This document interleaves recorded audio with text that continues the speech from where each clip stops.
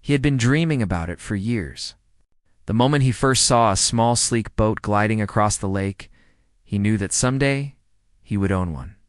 Life had not always been easy, but he had worked tirelessly, saving every extra dollar he could from overtime shifts, side jobs, and careful budgeting. Friends and neighbors often asked why he was so focused on one goal, but he always smiled and said, "It's not just a boat, it's freedom." For him, it wasn't just an object, it was a symbol of everything he had worked for, a reward for years of discipline and sacrifice. The neighborhood he lived in was quiet and well-kept. Rows of houses lined the streets, each with manicured lawns and colorful flower beds. It was the kind of place where people waved to one another, and kids played safely in the yards. On the surface, it seemed perfect. But anyone who had lived there for a while knew that behind the calm there were rules. A lot of rules. The Homeowners Association, or HOA, as everyone called it, was strict. They monitored everything from the color of curtains to the placement of mailboxes. Some people said the rules were excessive, but most residents followed them without complaint. He had followed them too, carefully checking the community guidelines. Before making any changes to his property, the day he brought the boat home was unforgettable. He had rented a small trailer and driven carefully down the neighborhood streets, pulling the gleaming new boat behind him. Neighbors peeked through their windows, and a few came out to wave. He could feel their eyes, curious and approving, and he couldn't help but grin. This boat represented more than just fun. It represented pride, achievement, and the ability to enjoy the life he had worked so hard for. He parked it neatly beside his house, taking care to position it just right. Everything was perfect in the following days. He spent hours making small improvements, cleaning and polishing the boat, checking every inch of it. The boat became the center of his world. He imagined summer mornings on the water, early evenings watching sunsets reflect off the lake, weekends filled with laughter and peace.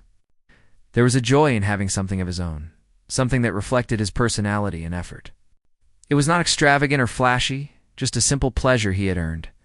Friends would come by, and he would show them the boat with pride, sharing plans for trips and adventures. Everyone could see the happiness it brought him, and for the first time in a long while, he felt completely at home. Life in the neighborhood was generally calm.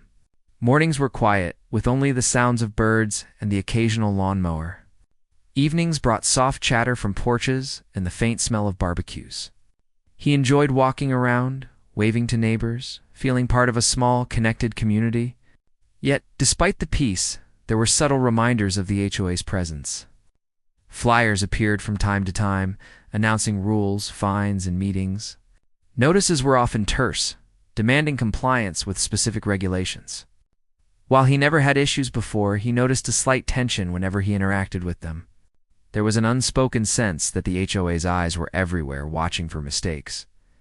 At first, interactions were friendly. The HOA representative was polite, professional even, giving advice about property upkeep or small community improvements.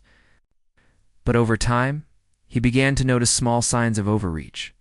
A neighbor mentioned that one resident had been fined for having an unapproved garden gnome. Another told a story about a tiny fence that had to be removed because it did not meet precise color specifications. While these incidents seemed minor, they planted a seed of unease. He realized that the HOA took rules seriously, sometimes excessively so, and even minor deviations could lead to consequences. Still, he remained confident. He had followed the guidelines carefully, checked and double-checked the placement of his boat, and kept everything in perfect condition. He believed that, as long as he obeyed the rules, he had nothing to worry about. Days passed, and life continued normally. He spent his mornings at work, afternoons cleaning and maintaining the boat, and evenings relaxing with friends. The boat was not just a possession. It became a part of his daily life. Every day he would walk past it, run his hands along its polished surface, and feel a sense of satisfaction. It reminded him that all the long hours, sacrifices, and careful budgeting were worth it. The neighborhood children loved the boat too. They would come over after school, eager to hear stories about the water, boats, and adventures. He always made sure to teach them safety rules and proper handling, feeling proud that he could share something meaningful with the younger generation. Even some adults stopped by, curious to see the boat and hear about the work involved in maintaining it. Slowly, the boat became a small symbol in the community. It's admired for its neat appearance and the pride of ownership it represented. He never expected trouble. There were occasional complaints from other residents about noise or minor disturbances, but nothing major. Everyone had always been polite, and the neighborhood itself was mostly calm.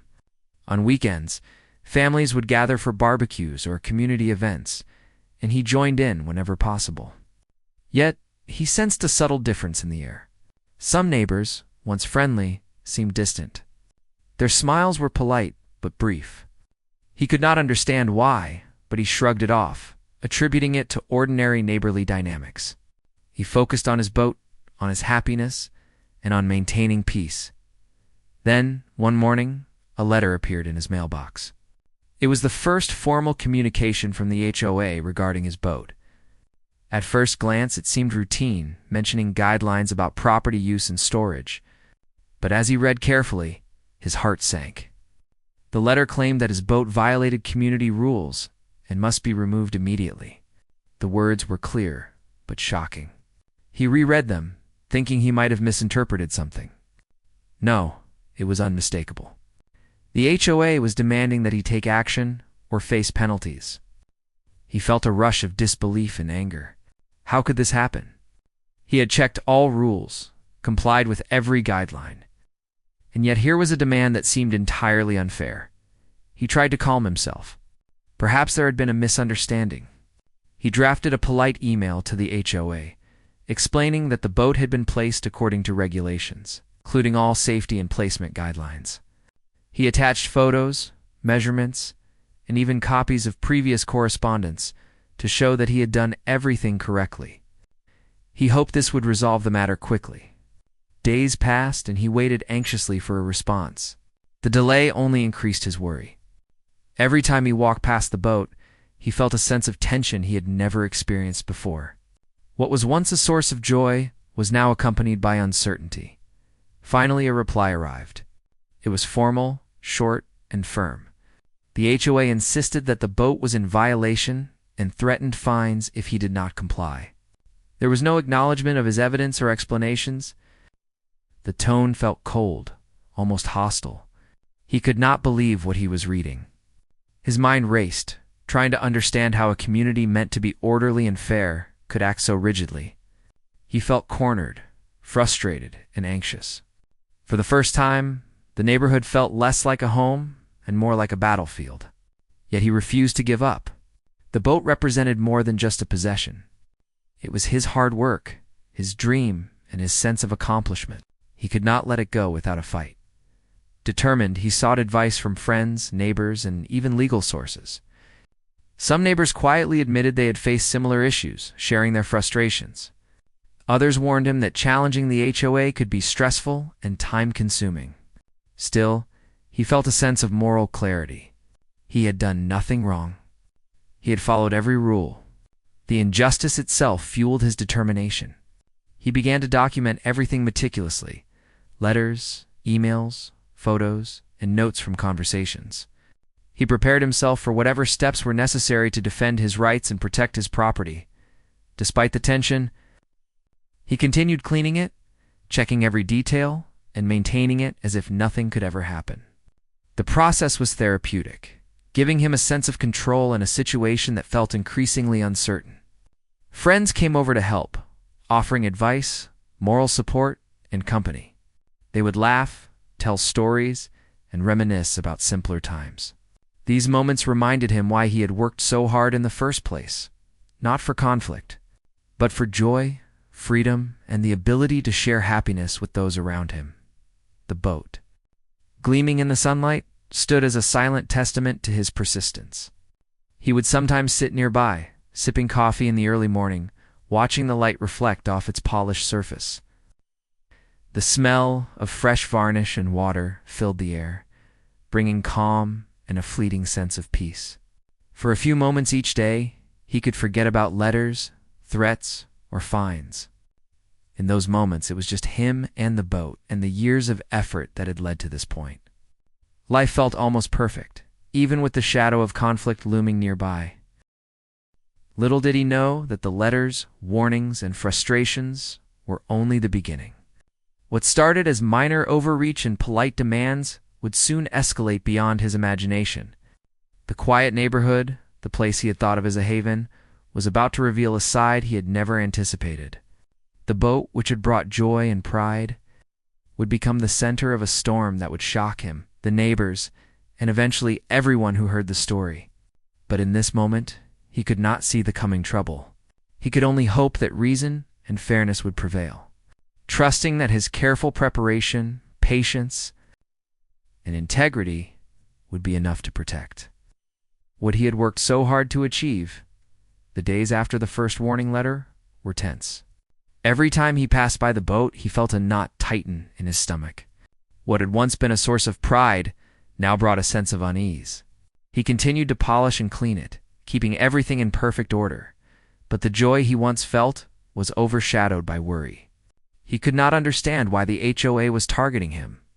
He had followed every rule, measured every distance, and even spoken to neighbors to confirm that everything was fine. Yet the letters kept coming, each one harsher than the last.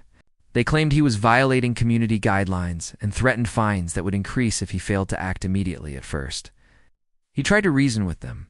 He sent emails, each carefully written, polite but firm, explaining that the boat was parked according to all regulations. He attached diagrams, measurements, and photographs taken from every angle to prove that he was in compliance. For a moment, he felt hopeful when the HOA acknowledged receiving his emails, but that hope quickly faded. Their responses were brief and formal, repeating that the boat was still in violation. No explanation, no discussion. Just insistence that he comply or face escalating penalties. The tension began to affect his daily life. He felt a constant pressure, an invisible weight that made even simple tasks feel stressful. Mornings became rushed and anxious, afternoons were clouded with worry, and evenings felt restless. Friends noticed a change in him. During casual conversations, he would become distracted, checking the mailbox or thinking about the next letter he might receive. His conversations with neighbors, once friendly and easy, now carried a hint of caution. People started asking questions, curious about the letters and warnings. He tried to explain calmly, but he could sense a growing unease in the community. Some neighbors were supportive. They shared stories of their own brushes with HOA rules, small fines, or disputes that seemed unnecessary. Their voices offered comfort, reminding him that he was not alone in facing an organization that sometimes appeared inflexible. Others were skeptical, questioning why he hadn't simply moved the boat or complied with the demands. Their words stung, not because they were unkind, but because he knew he was in the right. Compromising his principles felt wrong. This was not just about a boat. It was about standing up for fairness, following rules, and defending his hard-earned property. As the weeks passed, the situation escalated. Another letter arrived, this time more formal and threatening. It stated that if the boat was not removed immediately, the HOA would take further action. The language was strict, almost menacing, and it included mention of additional fines, possible legal action, and even towing. His heart sank as he read it. How could something he had worked so hard for be treated this way? The feeling of helplessness crept in, but it was met with determination. He refused to be intimidated. He spent the day carefully documenting everything, organizing letters, emails, and photographs. Preparing for any challenge that might come next, he decided to attend the next HOA meeting, hoping to address the issue in person. He wanted to speak calmly, present evidence, and explain that the boat was fully compliant with all regulations. On the day of the meeting, he arrived early, dressed neatly, and carried copies of every document. As he entered the community center, he noticed the stiff atmosphere. Residents chatted quietly, some looking at him curiously, others avoiding eye contact. He felt a mixture of nerves and resolve. This meeting was his chance to be heard, to show that he was not breaking any rules, and to defend something that had taken years to achieve. The meeting began formally. With the HOA board members seated at the front, they read a prepared statement about community rules, obligations, and responsibilities. When it came his turn, he spoke clearly and respectfully. He presented his evidence, showed diagrams and photographs, and explained the steps he had taken to comply with every regulation. For a moment he felt that perhaps reason would prevail. Maybe they would acknowledge the effort he had put into following the rules and resolve the matter peacefully. But the response was disappointing. One board member, a woman with a stern expression, dismissed his explanations. She insisted that the boat violated regulations and that action would be taken if he did not comply immediately. Another member nodded in agreement, and a third avoided eye contact, silently supporting their decision. The room felt heavy, tense. His heart sank as he realized that despite his careful preparation, evidence, and respectful approach, the HOA was not willing to reconsider. They seemed more interested in enforcing power than fairness. Feeling frustrated and powerless, he left the meeting with a heavy heart. The boat, once a symbol of joy, now seemed fragile, vulnerable to decisions made by others who ignored reason. He could not stop thinking about it. Every morning he would walk past it, brushing his hand across its smooth surface, wishing for a fair resolution. The thought that someone might actually try to take it away, or worse, destroy it, was unbearable. He felt the weight of injustice pressing down, but he also felt the need to remain calm and strategic. Panic would only make matters worse. Over the following days, the HOA increased pressure. Notices were placed on his property, warning of fines and penalties. He even received threats of towing if he failed to act. The situation began to affect his work, his sleep, and his overall peace of mind. Every sound, every knock at the door, made him anxious. The boat, which had brought him so much happiness, now felt like a source of tension and fear. Yet he refused to back down. He continued documenting everything, speaking with friends, neighbors, and legal advisors, trying to find a solution that would protect his property and his rights. He also began to notice subtle changes in the neighborhood. Some neighbors who had once been friendly were now distant. Their smiles were polite but brief, and conversations that were once warm and casual became cautious and clipped. It was as if the letters and fines had created a ripple of fear throughout the community. People were afraid to get involved, afraid to be seen on the wrong side of the HOA. He felt a sense of isolation, but he also felt resolve. If he gave up now, it would not only be a personal loss, but also a victory for unfairness. He could not let that happen.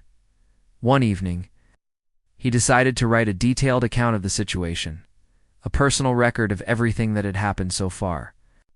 He described the letters, the meetings, the threats, and the emotional toll. He included photographs of the boat, measurements, and copies of all correspondence.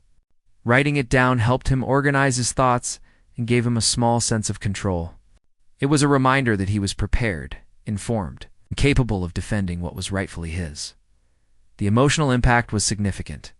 He had once been excited to spend weekends on the water, exploring lakes and rivers, enjoying quiet moments of peace. Now he found himself unable to relax near the boat. Even simple maintenance tasks were accompanied by anxiety. He imagined worst-case scenarios, the boat being towed, damaged, or even destroyed. The sense of violation and injustice gnawed at him. This was not just about a rule being enforced. It felt personal, deliberate, and unfair. The boat was a symbol of his hard work, and every day it seemed under threat. Despite the tension, he tried to maintain normalcy. Friends visited, bringing laughter and support. They helped with small repairs, polishing and cleaning, offering companionship and encouragement. These moments reminded him why the boat mattered so much. It was not just about ownership, but about sharing joy, building memories, and celebrating effort and persistence. Friends' encouragement gave him strength, a reminder that standing up for what was right was worth the struggle. Then, one day, he noticed something odd. A neighbor he had never spoken much to seemed unusually interested in his boat. They walked by several times, stopped to look closely, and even asked questions about where he had purchased it and how he maintained it. While the interaction seemed innocent at first, a subtle unease grew. It made him wonder if the HOA's influence extended beyond official letters and meetings. Was someone gathering information, trying to find a reason to escalate the situation further? The thought made his stomach turn, but he reminded himself to stay focused and not jump to conclusions. The letters continued to arrive, each more insistent than the last. The tone was no longer just formal. It felt threatening. Every notice increased the potential fines and hinted at serious consequences. The message was clear: comply or face action. He felt the unfairness deeply, knowing he had done nothing wrong, yet realizing that reason alone might not protect him. The emotional strain grew heavier, but it also strengthened his determination. He could not allow fear to dictate his decisions. He needed a plan, a way to protect the boat and assert his rights. As weeks turned into months, the pressure never let up. His mornings began with checking the mailbox and reviewing notices. His days were filled with documenting everything, and his evenings ended with anxious reflection. The boat remained immaculate, a silent witness to his efforts and frustrations. He spent hours thinking about legal options, speaking with advisors, and strategizing his next steps. Giving in was not an option. He had invested years of effort, money, and care. The thought of surrendering to unjust demands was unbearable. The tension reached a point where it began to affect his relationships. Friends and family worried about his stress, urging him to consider giving up the fight for the sake of his peace of mind. But he knew that compromising now would set a dangerous precedent. It was about principle as much as possession. The boat represented not just personal achievement, but integrity, perseverance, and the courage to stand up against unfairness. He reminded himself daily why it mattered and why he could not back down. Little did he know, the situation was about to escalate in ways he could never have imagined. The warnings, fines, and letters were only the beginning. The HOA's actions would soon cross a line, moving from intimidation to outright destruction. But at this stage, he was preparing, gathering evidence, seeking advice, and holding on to hope that reason and fairness could still prevail. The calm before the storm was ending, and the true test of his resolve was about to begin. Days turned into weeks, and the constant pressure from the HOA began to wear on him. He had grown used to the stress, the letters, the constant reminders that the boat was somehow unacceptable. But deep down, he never imagined that it would escalate to the point he would soon face. He had prepared, documented every letter, photo, and conversation, yet a gnawing fear had begun to take root. The boat, which had once been a symbol of freedom and achievement, now seemed fragile and vulnerable. One morning, he woke to a quiet neighborhood, the sun filtering gently through the trees. It seemed peaceful, almost ordinary. He stepped outside, expecting to see the boat gleaming in the early light. But when his eyes reached the spot where it had been parked, his heart stopped. The boat was gone. Panic surged through him. For a split second, he thought it had been towed, perhaps removed by someone else legally authorized. He ran closer, expecting some explanation, some sign. But the truth hit him like a punch. The boat had been destroyed. The charred remains were all that was left, blackened. Twisted metal and smoldering debris told a story more horrifying than any letter or fine. He felt disbelief first, then anger, then grief. The boat had not been just an object. It had been years of hard work, careful saving, and endless effort. Every weekend spent researching, cleaning, polishing, and preparing it.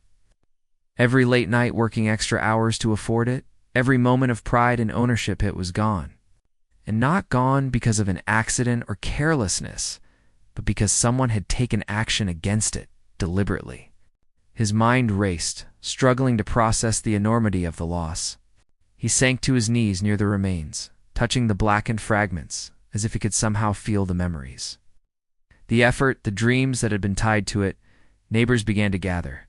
Some came out quietly, staring at the destruction, whispering among themselves.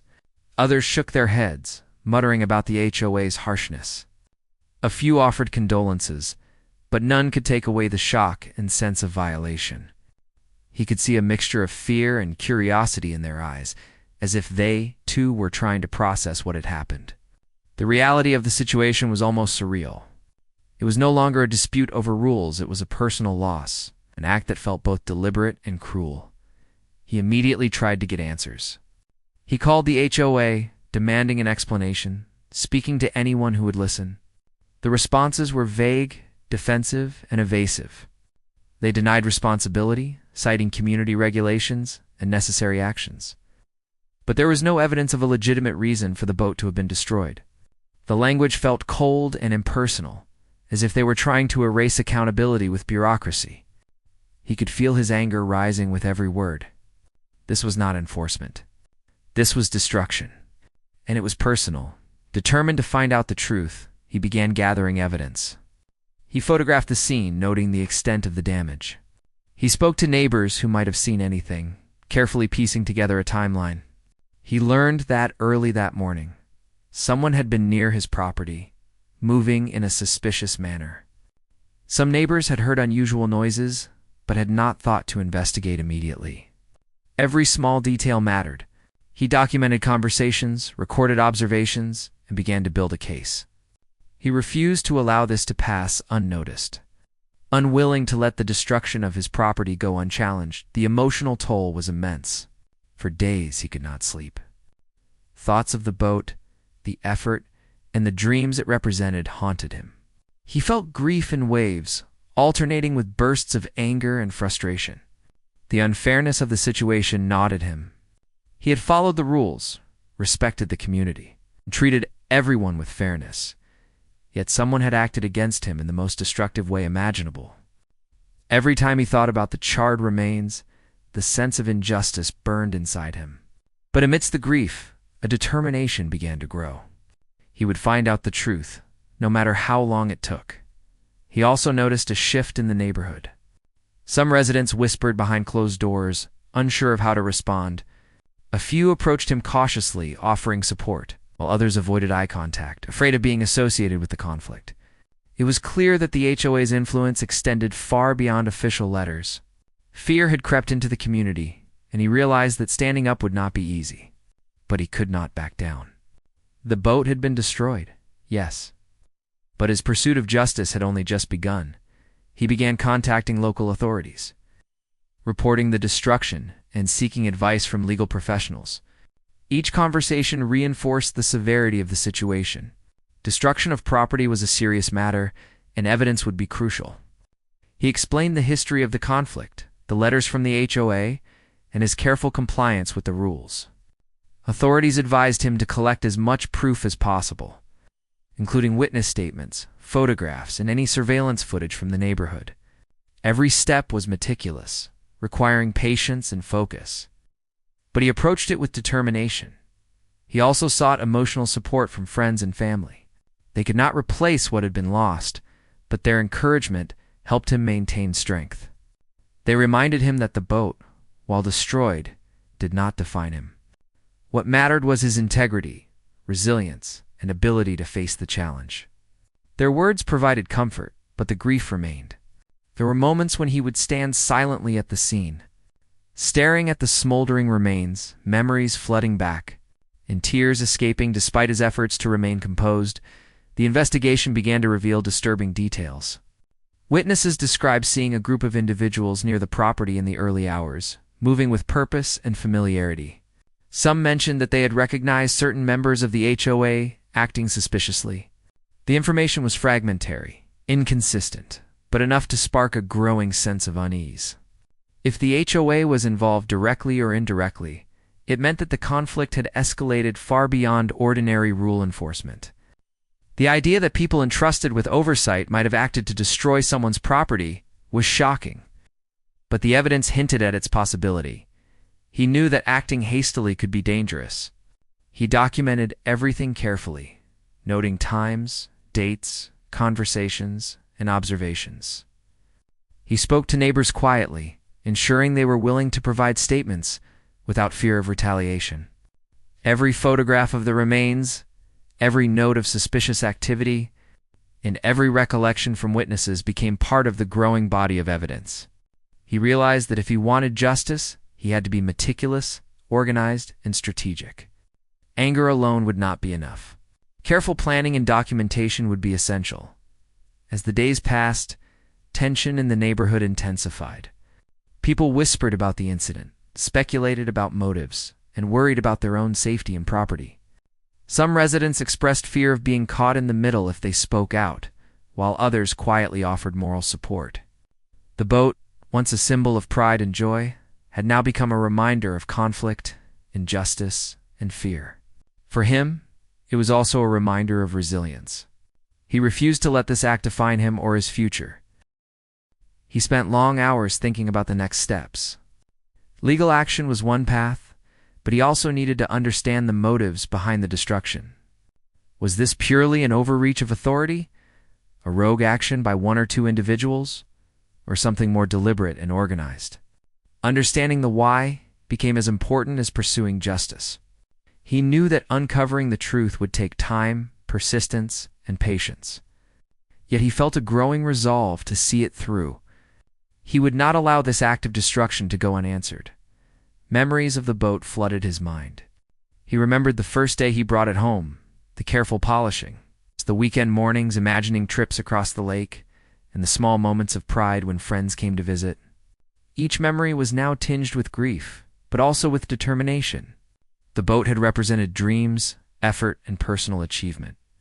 The fact that it was destroyed did not erase what he had accomplished. It only made the fight for justice more urgent. He also reflected on the broader lessons of the situation. Life was unpredictable, and even careful planning and diligence could not always prevent loss.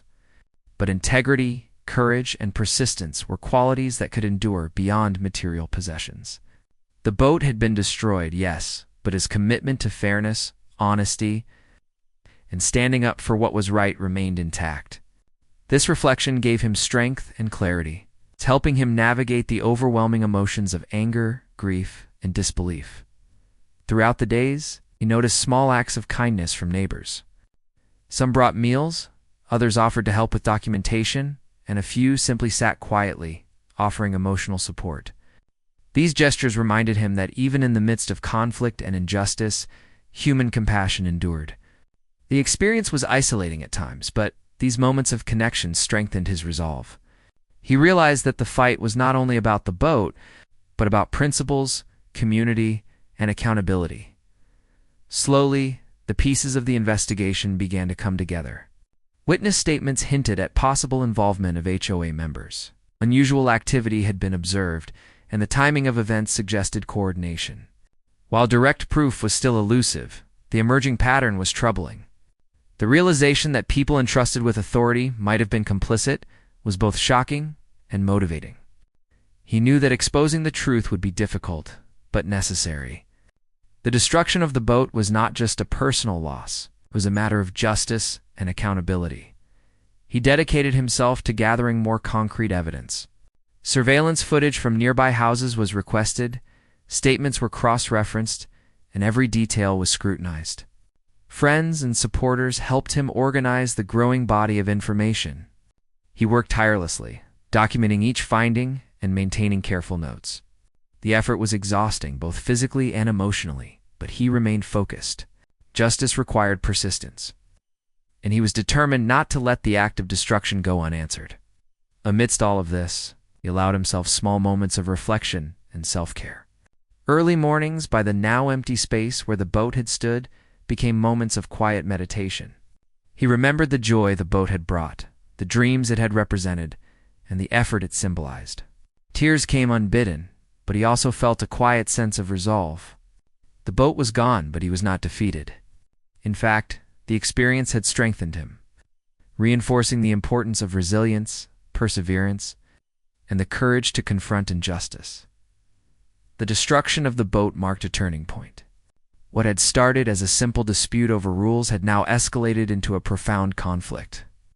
Testing his patience, endurance, and determination, he realized that the coming days would require strategy, careful planning, and unwavering resolve. The fight for justice was no longer optional, it was necessary.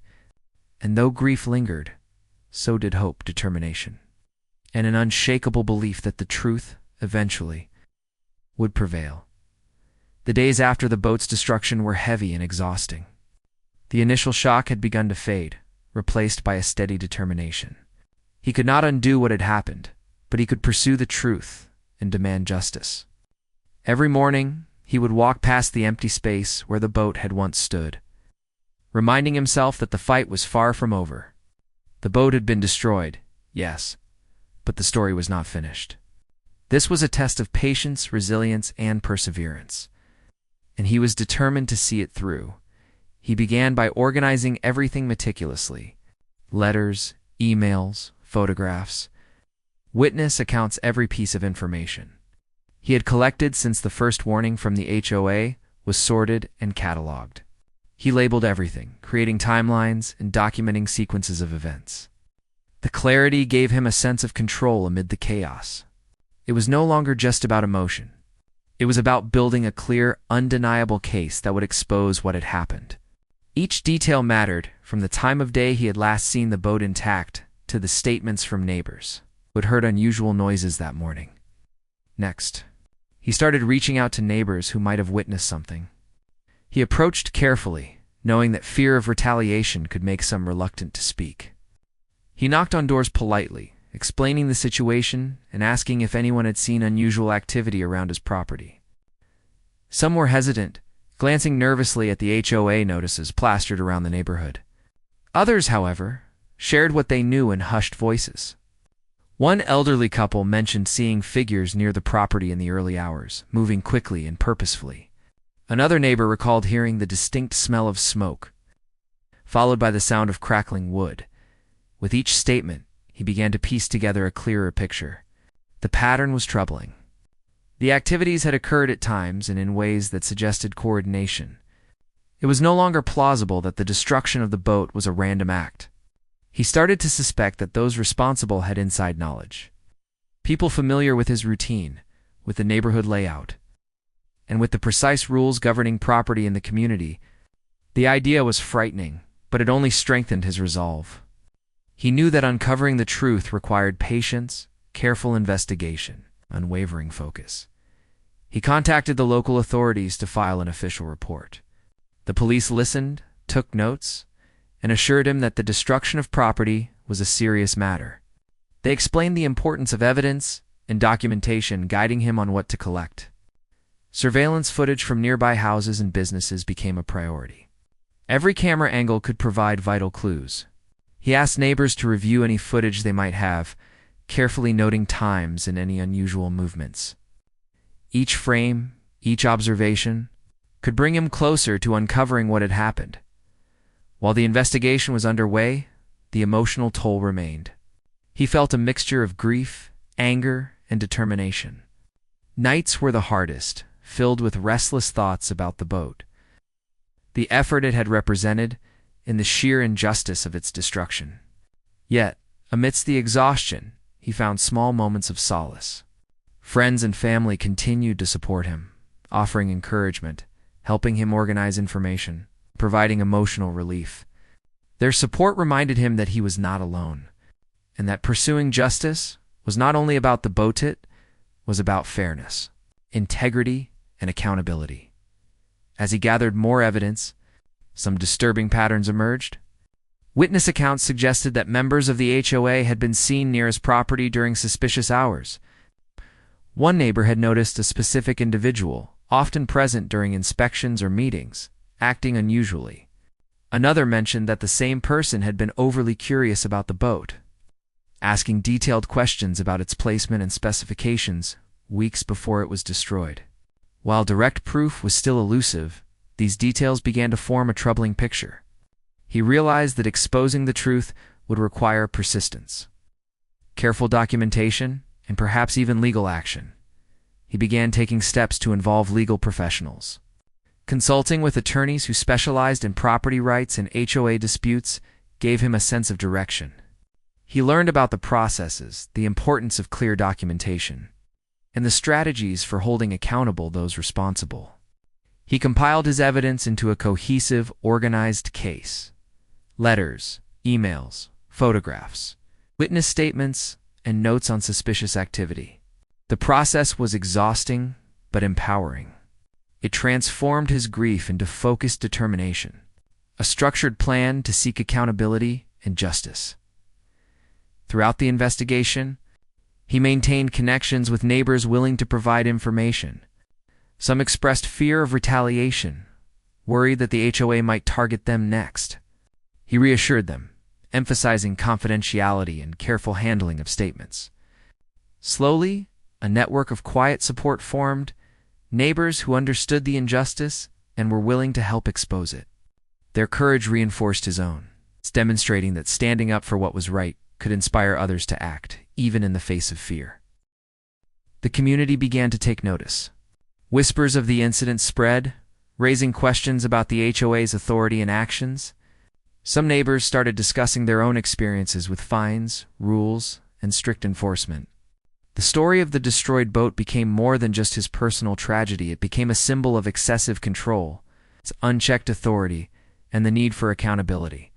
The growing awareness gave him additional motivation. He was no longer fighting solely for the boat. He was fighting to ensure fairness for everyone in the neighborhood. He also reflected on the broader lessons from the ordeal. Life often involved unexpected challenges, and even careful planning could not prevent loss. But integrity, courage, and persistence were qualities that could endure. The boat had been destroyed, but his principles remained intact. He realized that pursuing justice was not just about recovering a material possession, it was about affirming values, standing against wrongdoing, and protecting others from similar experiences. This realization strengthened his resolve, providing clarity and purpose amidst the chaos. The investigation continued, piece by piece. Surveillance footage was reviewed, witness statements were compared, and inconsistencies were examined carefully. Each discovery brought him closer to understanding what had happened, but it also revealed the depth of the HOA's involvement. Evidence suggested deliberate action, not random misfortune. The fact that people entrusted with authority might have participated in the destruction was both shocking and motivating. He knew that exposing this truth would be difficult, but it was essential. The stakes were high, but so was the necessity of justice. He documented every step meticulously. Notes were kept in chronological order, photographs were labeled and stored safely, and witness statements were cross-referenced for accuracy. This attention to detail was exhausting, but essential. He understood that if he wanted to hold the responsible parties accountable, nothing could be overlooked. Every small piece of evidence, no matter how minor it seemed, could be vital in proving the truth. The process required patience, discipline, and focus, but he was determined to see it through. During this time, he also reflected on personal resilience. The emotional strain was significant, but he learned to manage it by focusing on practical steps, small victories, and incremental progress. He allowed himself brief moments of reflection and quiet, remembering the joy the boat had once brought. These moments reminded him why he was fighting, reinforcing the importance of integrity, courage, and perseverance. Even amidst grief and anger, he found clarity, strength, and purpose. Neighbors continued to play a role in the investigation. Some discreetly monitored HOA activities, noting meetings and interactions. Others shared past experiences of overreach, fines, or unfair treatment. Collectively, these contributions helped build a broader understanding of the HOA's practices. It became clear that his case was not isolated. It was part of a larger pattern of strict enforcement and intimidation. This realization provided both insight and motivation, reinforcing the need to pursue justice not only for himself, but for the community at large. Legal consultations continued, and strategies were developed for presenting evidence effectively. Attorneys emphasized the importance of demonstrating intent, documentation, and consistency in witness accounts. He meticulously prepared, ensuring that every detail was accounted for and verifiable. This process was time-consuming and mentally exhausting, but it provided structure and a sense of control. The work transformed his anger and grief into focused action, providing a clear path forward in the pursuit of justice. As weeks turned into months, momentum began to build. The collected evidence painted a troubling but compelling picture: deliberate destruction, possible involvement of HOA members, and a clear disregard for fairness. He felt both vindicated and cautious, understanding that exposing the truth would be challenging but necessary. The process required not only evidence, but strategy, patience, and careful handling of sensitive information. One misstep could undermine months of work, so he proceeded with diligence and care.